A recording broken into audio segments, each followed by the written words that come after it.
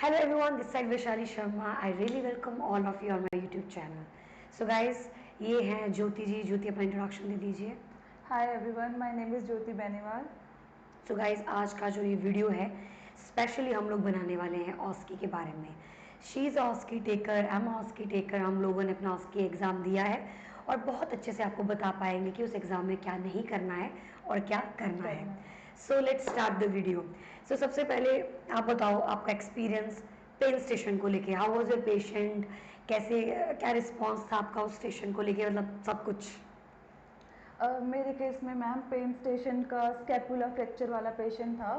Scapula fracture था उसको and he was acting at its worst, really worst. Yes, he was like oh my God, I am just dying and all. My God. फिर उसके बाद approaches लगानी होती हैं, patient को calm down करना होता है और वहाँ पे जितनी भी चीज़ें रखी होती हैं उनको बहुत ध्यान से देखना होता है कि वहाँ पे स्लिंग है, कोल्ड पैक है, हॉट क्या क्या रखा हुआ है सामान.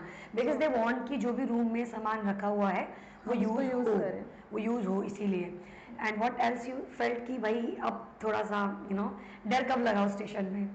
फर्स्ट स्टेशन होता है जो उसके का सबसे पहला जो हम स्टेशन करते हैं उसमें सबसे ज़्यादा एंजाइटी होती है, तो हम उसको ओवरकम करके बाकी नेक्स्ट स्टेशन करते हैं, उसके बाद सब नॉर्मल हो जाता है. परफेक्ट. सो गाइस, जो मेरा पेन स्टेशन था, मुझे एक अपेंडेक्टमी का पेशेंट था और लिटरली उसके बैंडेज लगी थी, ड्रेसिंग था और बस मैंने ऐसे बोला कि क्या मुझे दिखा सकते हो कहाँ पे आपको दर्द हो रहा है.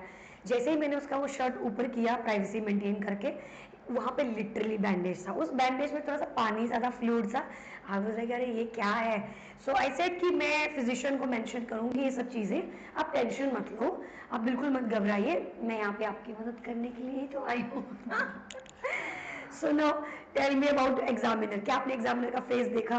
नहीं, बिल्कुल नहीं, क्योंकि हमको ऐसा रहता है कि 8 मिनट के अंदर हमको सब कुछ कंप्लीट करना है और हम और नर्वस हो जाएंगे अगर हम एग्जामिनर्स को देखेंगे तो. मुझे एक एग्जामिनर का फेस याद है, वो तो cardiac assessment, my first station.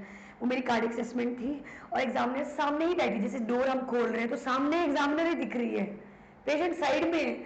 मतलब अगर पेशेंट साइड में तो थोड़ा अच्छा भी लगेगा, हमें पेशेंट को ही देखना है, बट सामने एग्जामिनर. वो थोड़ी सी चश्मा ऐसा डाउन करके ऐसा नोटिस कर रही है मैं क्या कर रही हूँ. So I was bit anxious, it was my first station. तो मुझे थोड़ा सा एंजाइटी उस टाइम पे तो हुआ था एग्जामिनर को देखने से. और कोई और एग्जामिनर आपने देखा 10th स्टेशन में, नजर गई हो थोड़ा सा भी? नहीं, बस एक एग्जामिनर ने बोला कि आपके शू लेसेस खुले हैं. Oh my God. Seriously, in what station?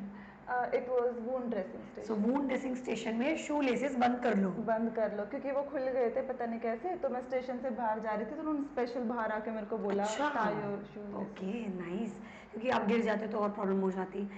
सो मेरे केस में तो मुझे बस एक ही का याद है. इंडियन कितने थे एग्जाम में examiners? Most of the Indian थे मैम, जैसे कि सीपीआर के अंदर इंडियन थे, इंडियन था. आईबी प्राइमिंग के अंदर इंडियन थे, बाकी मैंने इतना देखा भी नहीं एग्जामिनर्स को. मेरे केस में मुझे एक इंडियन याद है, दो थे, एक तो सीपीआर में and second was medication IM S4S8. वो इंडियन सेकंड नर्स बनकर आई थी. She was, I think she is from maybe south से थे वो बहुत स्ट्रिक्ट थी, बट काफ़ी स्ट्रिक्ट थी वो मुझे बार बार कह रहे थे please acknowledge me, please acknowledge. मैंने कहा येस ऑब्वियसली, मैं यहाँ पे आप ही के लिए तो आई हूँ, यहाँ पे आपको एक्नॉलेज करने के लिए तो आई हूँ मैं, इंडिया से ऑस्ट्रेलिया. सो हाँ, मेरे एग्जाम में दो तो इंडियंस थे. एंड कौन सा सेशन आपको सबसे ज़्यादा मतलब छक्के छुड़ा देने वाला लगा अनलकीली?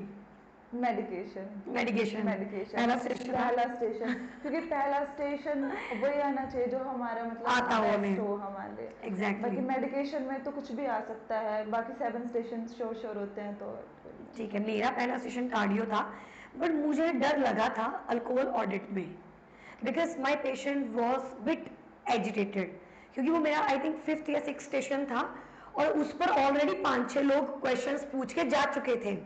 वो पर्सन मुझे थोड़ा सा एजिटेटेड लग रहा है, मुझे लग रहा था कि क्या शायद मेरी शक्ल अच्छी नहीं है, या तो ये मुझे क्यों इतना गुस्सा क्यों दिखा रहा है, क्या हुआ है इसको ऐसा.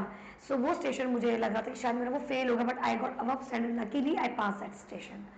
So and once you come out from the exam, how was your feeling? पहले तो मैम ये देखते हैं कि बाकी सबको कैसा लग रहा है. अगर बाकी सब नर्वस हैं सेम एज मी तो सही है, अगर सब खुश थे तो फिर थोड़ा डर तो लगेगा. हाँ. तो आपको मतलब उतना मतलब नॉर्मल था? हाँ, नॉर्मल. मुझे बहुत खुशी थी, मुझे बहुत खुशी थी. इवन आई स्टिल रिमेंबर, मैंने कहा था कि पेपर बहुत अच्छा हुआ. There was one girl from Nepal, she said कि कई बार तो सब कर कर आने के बावजूद भी लोग फेल हो जाते हैं, तो इतना खुश तो नहीं होना है. कई बार सारा कर कर आते हैं हम लोग, फिर भी फेल हो जाते हैं. She said that, you know. I was like नहीं, मुझे पता है कि मैं पास हूँ, क्योंकि मैं ही तो करके आई हूँ ना, मुझे पता है मैं पास हूँ. बट वहाँ पर एंजाइटी तो बहुत लोगों को होती है. पास मतलब अच्छा पेपर होने के बावजूद भी एंजाइटी रहता है. देन आफ्टर एग्जाम देने के बाद क्या किया? 7 दिन 5 दिन एग्जाम देने के बाद घूमना फिरना, आराम करना, नींद पूरी करना. So how you will rate your, Australia visit out of 10? 0 being the lowest and 10 being the highest. It will be 10 on 10. 10 on 10. Literally guys, that is a beautiful country. क्या imagine करते हो उस country के लिए आप? वहाँ पे ma'am environment इतना अच्छा है और किसी भी तरीके की कोई रिस्ट्रिक्शन नहीं है किसी के ऊपर. सब लोग आराम से Seriously. रहते हैं, कोई भीड़ भड़ाका नहीं है. सबसे बढ़िया तो ट्रैफिक में कोई हॉर्न ब्लो नहीं करता. नहीं करता है. मुझे सबसे बेस्ट लगता है उधर जो बीचेस के साइड में क्रॉस वॉक्स होते हैं ना, वहाँ पर मैं इमेजिन कर रही हूँ कि मैं जब जाऊँगी उधर after my family sort out के बाद, तो मैं उधर साइकिलिंग करेंगे. And I expect you to go for cycling and all, because वो बहुत सुंदर है. So guys, overall I know ऑस के एग्जाम बहुत मुश्किल है, बहुत ट्रिकी भी है. कई बार वो निकलता है, कई बार नहीं भी निकलता, पर आप हिम्मत मत हारो, क्योंकि कुछ हमें पाना है ना, तो हमें इन सब चीज़ों से झेलना पड़ता है. But luckily everything is okay. अगर आप लोग भी इंटरेस्टेड हो और आप चाहते हैं कि आपकी जर्नी ऑस्की की बहुत अच्छी रहे, तो आप हमें ज्वाइन कर सकते हो. ओवरऑल आप ऑस्की एग्जाम को टफेस्ट लेवल में क्या स्कोर दोगे out of 10? Out of 10 toughest 8. 8. According to me, it's 10 out of 10. Because it's so tricky because वहाँ पर आप एनक्लेक्स की तरह पेपर देके वापस नहीं आ रहे हो. वहाँ पे एग्जामिनर जज कर रहा है, वो जो पेशेंट बनकर बैठा है वो भी जज कर रहा है. उसके कमेंट पास करने से भी बहुत चीज़ें असर डालती हैं. So guys, just good luck. It's a very interesting exam, बहुत प्यारा एग्जाम है. आपको बहुत कुछ सीखोगे. आपको सीखने को मिला कुछ? हाँ जी मैम, बहुत चीज़ें. आपको लगा कि ऑस्की देने से पहले मेरा नेचर, ऑस्की देने के बाद मेरा नेचर में कुछ बहुत चेंजेस? चेंज आ जाता है मैम. सीरियसली, मतलब एक प्रोफेशनलिज्म, राइट? इंडिया में मुझे 5-6 साल काम करते हो चुके हैं, बट जो मैंने ऑस्की एग्जाम देने के बाद सीखा, लिटरली वो मैंने कभी भी नहीं सीखा था. सो आप कैसे बात करना है, पेशेंट कितना इंपॉर्टेंट है हमारे लिए, एक प्रोफेशनलिज्म कैसे लेके आना, it's all good. So guys, see you again in the next video. Please आप कमेंट बॉक्स में लिख सकते हो आप क्या जानना चाहते हैं हमसे, सो दैट हम आपको चाहत मैम, ज्योति मैम और मैं आपको जो है वो बता सके. So guys, bye bye and good night.